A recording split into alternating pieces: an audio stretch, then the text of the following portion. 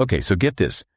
What if there were these hidden cycles in history, like shaping human civilization, almost like cosmic seasons, And that's exactly what we're diving into today, this idea of Yugas, which is explored in this book, The Yugas, by Joseph Selbie and David Steinmetz. It is a fascinating idea. It's not some new age fad either. Right. This is rooted in ancient wisdom traditions, particularly from India. And I think the authors actually do a really great job of connecting these ancient ideas to modern scientific understanding. Totally. So the book lays out this framework of 4 yugas. There's Satya Yuga, Treta Yuga, Dwapara Yuga, and Kali Yuga. Right. And each one represents like a distinct phase in human consciousness. So it influences like everything from our spiritual awareness to our technological capabilities. Right. And get this, like hold on to your hats, because according to this framework, we are currently in the Dwapara Yuga. Wow. Which started around 1900 AD. Okay. Called the Energy Age. Yeah, think about it. Like that timing is pretty remarkable, right? Yeah. Because we've seen this huge explosion of scientific discoveries and technological advancements since the start of the 20th century. Totally. And that really aligns with this idea of Dwapara Yuga being all about energy and its manipulation. Yeah. It's like we as a species collectively shifted our focus to, harnessing and controlling energy in a way that we hadn't before. Right. Exactly. And it's so interesting because I think when you first hear about it, you're like, wait, isn't that just normal historical progress? Yeah. But the authors point out these really intriguing inconsistencies with the traditional narrative of history, like the whole hunter-gatherers to civilization story. So, for example, they highlight evidence of domesticated animals going all the way back to 13,000 BC. Wow. And cultivated grains from 21,000 BC. That's a long time ago. I know, that's way before civilization was supposed to have even started. Right, and those are just a couple of examples. Yeah. The book is full of archaeological anomalies like that, just findings that don't quite fit the neat linear progression, that we're usually taught in school. And I think that the Yuga cycle offers this different lens through which we can view these anomalies. Totally. Maybe civilization didn't progress in a straight line, but rather in these cycles of, advancement and decline. Totally. So let's actually unpack these yugas a little bit. Like, what do they actually look like? Okay. So according to the authors, Satya Yuga, that's the first one, is the spiritual age. Okay. So picture this, humans living in unity with spirit, possessing advanced abilities. Wow. It's almost like this mythical golden age. It's like a paradise. Right. And then comes Treta Yuga, which is the mental age. Okay. And it's characterized by intuitive understanding and mastery of thought. So imagine a world where like intuition and mental clarity were just like the norm. That would be amazing. Right. Yeah. And then we move into Dwapara Yuga, where the focus shifts to energy manipulation and outward achievements. Okay. Which we're kind of seeing now with technology. Yeah. And then finally, we have Kali Yuga, the material age, where consciousness is said to become like dense and fixated on just like the material world. Right. But here's a key point. Okay. Each yuga actually has both a descending and an ascending phase. And right now we're in the ascending phase of Dwapara Yuga. Okay, that's interesting. So that would explain why alongside this huge explosion of technology, we're also seeing this, growing interest in like spirituality and self-awareness. It's like we're being pulled in both directions towards the material and the spiritual. Totally. And I think what's so interesting too is that this concept of cyclical rise and fall isn't like unique to ancient Indian texts. Right. Like we actually find echoes of it in myths and legends across the globe.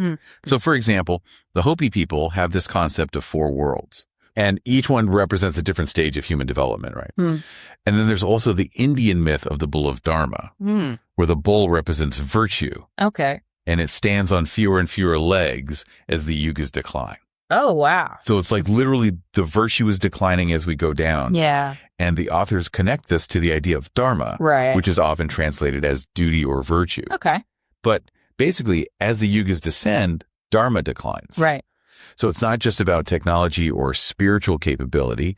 It's also about like our ethical and moral compass fluctuating within these grand cycles, right? Right, which is a pretty profound concept. It is. It really challenges this deeply ingrained belief that, human progress is just linear. Totally. And it inevitably leads to a better future. Yeah. The Yuga cycle kind of suggests this more nuanced view of history and the potential for both great advancement and, significant decline. Yes. It raises the possibility that maybe, just maybe, we've been more advanced in the past than we realize. Right. And that's where things get really mind-blowing. Yeah. Because the Yugas goes into a whole bunch of ancient anomalies that just don't fit the conventional historical narrative. Okay.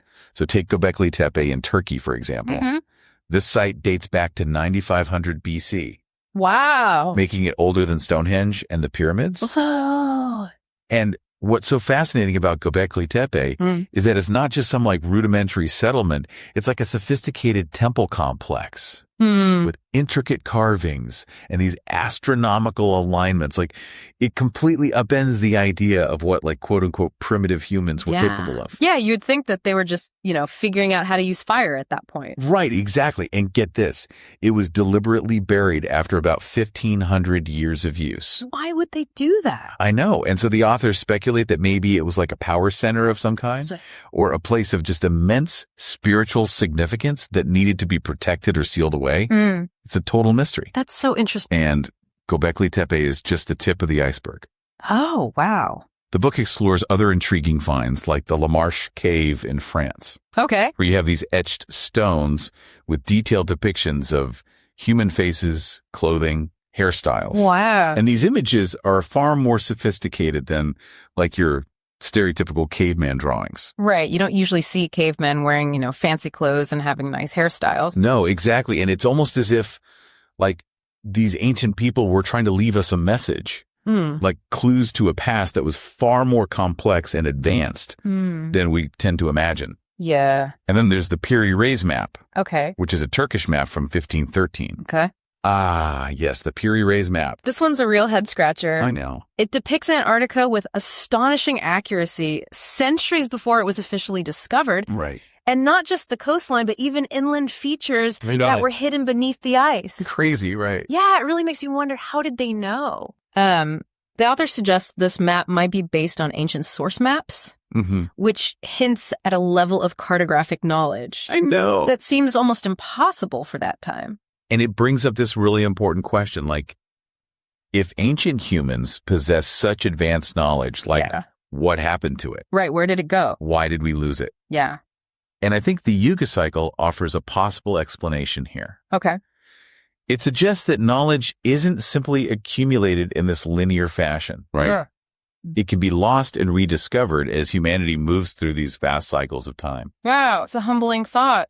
It is, right. Yeah. It's like we're looking at this giant jigsaw puzzle of history, and we've been trying to force the pieces together, assuming that they should fit a certain way. All right. But the Yuga cycle gives us this different picture, this framework that allows us to see how those seemingly out-of-place pieces might actually belong. Yeah, and that's what makes this deep dive so compelling, I think. Yes. It encourages us to question our assumptions about the past. Totally. To open ourselves to the possibility that the story of human civilization is far richer and more mysterious than we've been led to believe. Okay.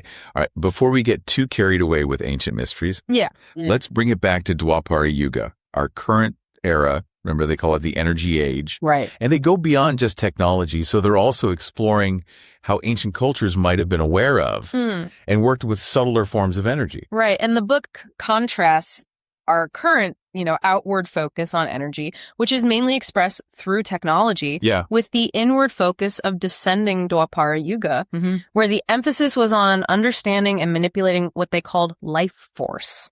Yeah, it's almost like they flipped the script. Instead of dismissing those ancient practices as, mere superstition or magic, they're proposing that maybe, just maybe, these practices were based on a deep understanding of energy that we're only now beginning to grasp through science. Yeah, that's a great point. And they provide some examples from various cultures. Yeah. They talk about ancient Egypt's potential use of advanced optics, which is evident in some of their artifacts. Totally. And then the possibility that megalithic structures like Stonehenge and the Great Pyramid might have been built using this knowledge of subtle energies or techniques that we haven't even rediscovered yet. It's crazy. And then, of course, you have the Nazca lines in Peru. Yes. Yes. Those enormous geoglyphs etched into the desert floor. It's so hard to explain. I know. And the authors proposed that they were designed to be viewed from above, possibly during altered states of consciousness or using some kind of ancient technology that allowed for aerial perspective. Yeah, it's pretty mind-boggling to think about. It really challenges us to consider that what we often dismiss as magic or myth might actually be remnants of a lost science. Yes. A way of understanding and working with energy that was once common knowledge, but has been obscured by time and our own materialistic worldview. It's like we've lost a part of ourselves, this connection to something greater. And I think what the Yuga cycle suggests is that as we move further into Dwapara Yuga, we have the potential to reclaim that lost knowledge. Right. And unlock like a whole new level of human potential. And that leads to a crucial question. Yeah. If we are indeed rediscovering this, energy awareness, what does the future hold? That's the big question. And the authors offer this glimpse into the potential of future yugas. Okay. Particularly Treta Yuga, where they envision the development of telepathy and intuitive understanding becoming widespread. Wow. Like imagine a world where communication is just like instantaneous and effortless. Yeah. And we can tap into the minds of others and share knowledge and experiences directly. It's a pretty tantalizing possibility. Isn't it? Yeah. And even beyond that, they see this path towards Satya Yuga, where self-realization and the experience of divine consciousness become more readily accessible. It's not about predicting the future, right? But rather recognizing that these possibilities are latent within us. Yeah. Waiting to be unlocked as human consciousness evolves. Yes. Through this cyclical dance of the Yugas. Totally. It's a lot to take in, I know. Yeah. But before we move on to part 2 of this deep dive. Okay. We would love to hear from you. What stands out to you about the concept of Yugas? Yeah. Does it challenge your understanding of history? Right. Share your thoughts in the comments below, and let's continue this exploration together. Yeah. And don't forget to like, share, and subscribe to Book Reviews 1 for more deep dives into fascinating topics. Yes. We'll be back soon with part 2, where we'll explore how these Yuga cycles have shaped human civilization throughout history. Can't wait. Welcome back to our deep dive into the Yugas, where we're exploring this mind-blowing concept of cyclical time. Yeah. And how it might rewrite our understanding of history in ourselves. Totally. And last time, if you'll remember, we were discussing those ancient mysteries, right. The possibility that some pretty advanced technologies existed way back when. Totally. So now let's actually get into like the nitty-gritty of how these Yuga cycles have played out across history. Okay, sounds good. So the Yugas takes us on this incredible journey through each Yuga, starting with descending Satya Yuga. Okay. Which, if you remember, is the highest age, right? What the authors call the spiritual age. Right. So it's described as this sort of golden age where human consciousness was most unified with spirit. Okay, but here's where it gets really interesting. Are you ready for this? Okay, yeah. Descending Satya Yuga actually began around 11,500 BC. Wow. According to the book. Okay. That's right at the end of the last ice age. A period mainstream archaeology often associates with, well, primitive hunter-gatherers. Right. And that's one of the places the Yuga cycle really challenges that traditional narrative. Because if Satya Yuga, with its advanced spiritual awareness was happening, then it means those quote-unquote primitive humans might have been far more advanced than we give them credit for. I mean, think about it this way. Okay. You have a small population living simply, in harmony with nature, focused on spiritual development. They wouldn't necessarily leave behind grand cities or these complex technologies. They might not have even needed that kind of stuff. Exactly. And that's what makes this so intriguing. Like the absence of evidence in this case might not be evidence of absence.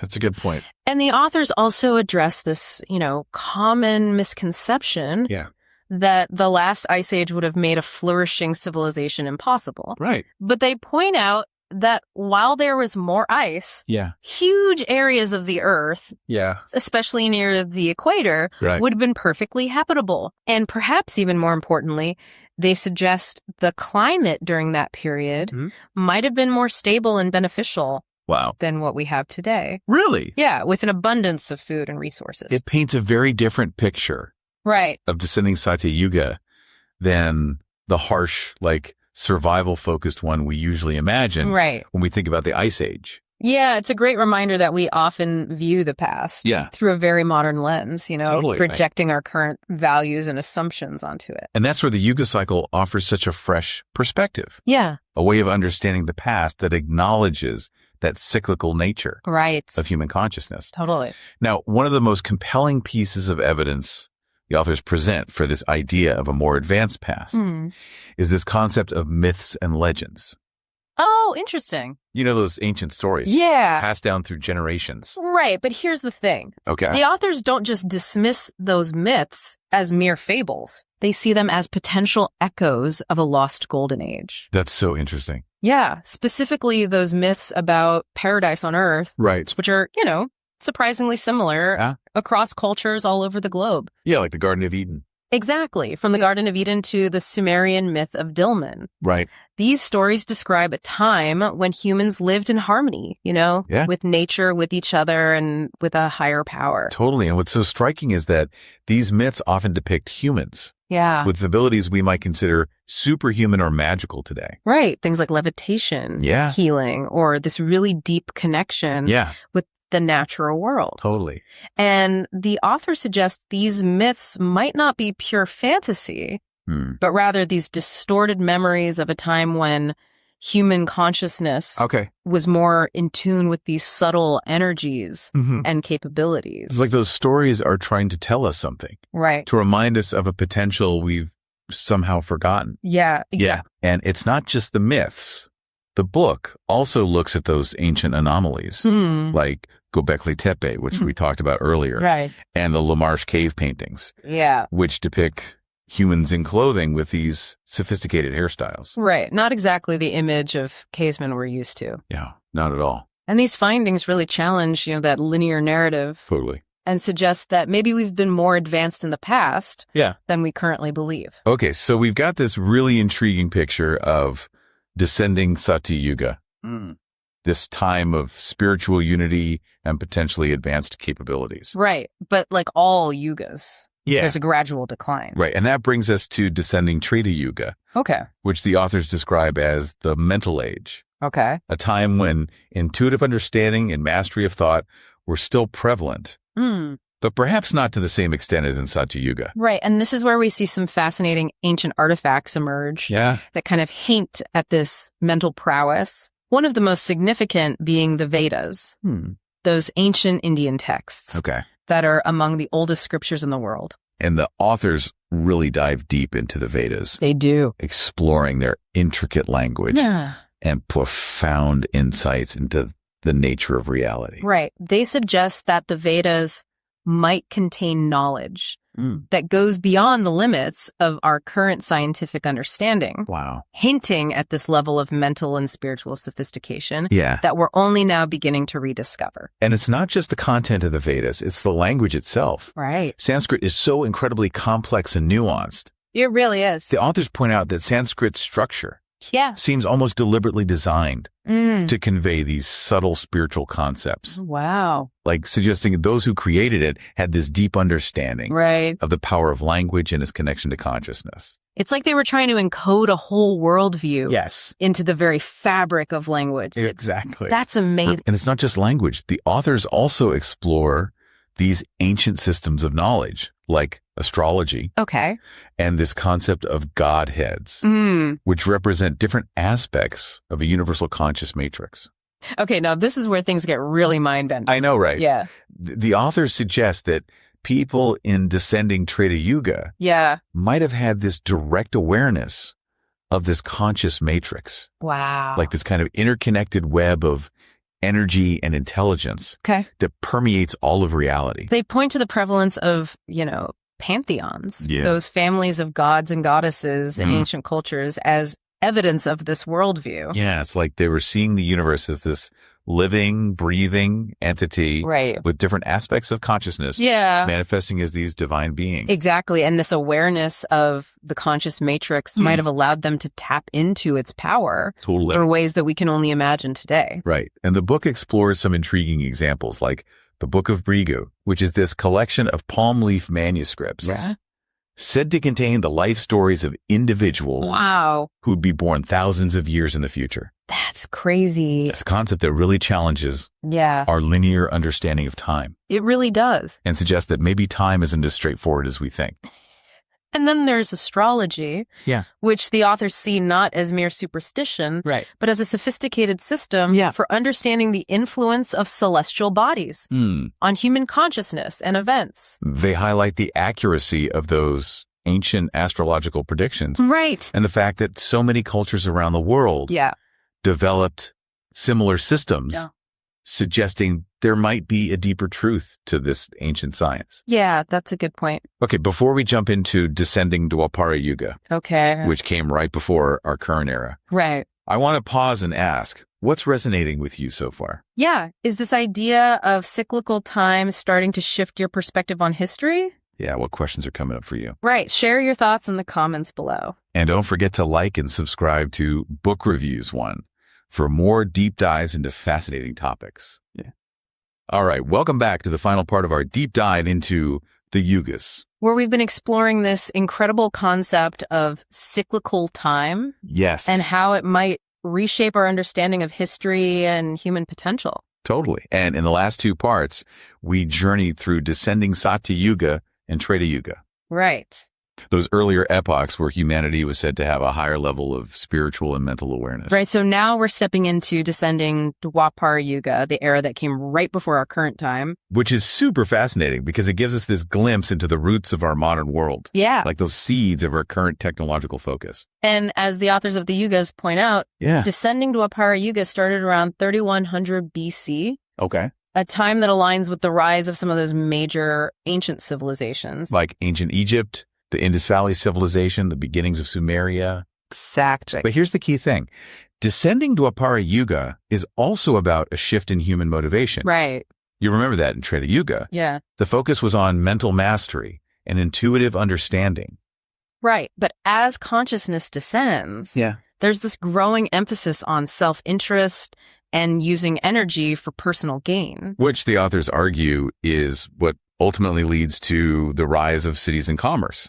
Right, because as people become more focused on their own needs and desires, they start to gather in larger settlements, developing these systems of trade and exchange. And we can see this reflected in the archaeological record, right? Absolutely. Complex urban centers emerge along with elaborate trade networks and the development of sophisticated technologies. But it's important to remember that descending Dwapara Yuga isn't just about material progress. Okay.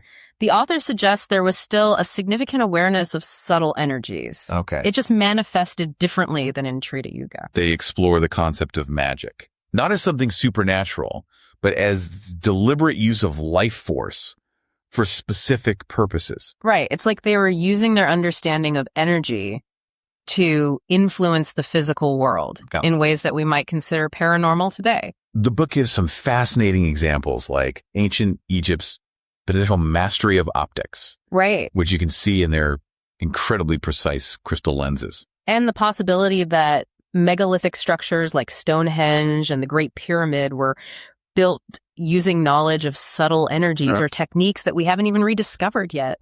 And of course, we can't forget about those Nazca lines. Oh, yeah. Those massive geoglyphs in the Peruvian desert that are so hard to explain. I know. The authors suggest that the people who created the Nazca lines might have had a level of consciousness that allowed them to see the world from an aerial perspective. Maybe through altered states or some form of ancient technology. It really makes you wonder what they were capable of. It does. And it challenges us to reconsider what we often dismiss as myth or superstition. Right. To approach those ancient practices with an open mind. Totally. And a willingness to look beyond our current scientific understanding.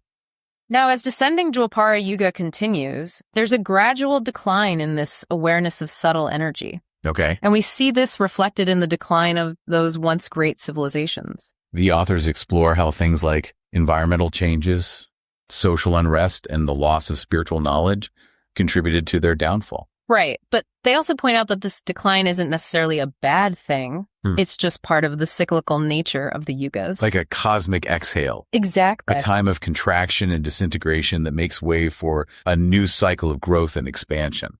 And that leads us to the transition into Kali Yuga, the material age, which began around 1000 BC. And as we know, Kali Yuga is associated with this dense materialistic focus. Right. A time when humanity becomes preoccupied with the physical world and its limitations. But it's also important to remember that Kali Yuga, like all yugas, has its purpose. It's a time for laying the groundwork for a new cycle, for developing the physical and technological infrastructure that will eventually support a higher level of consciousness.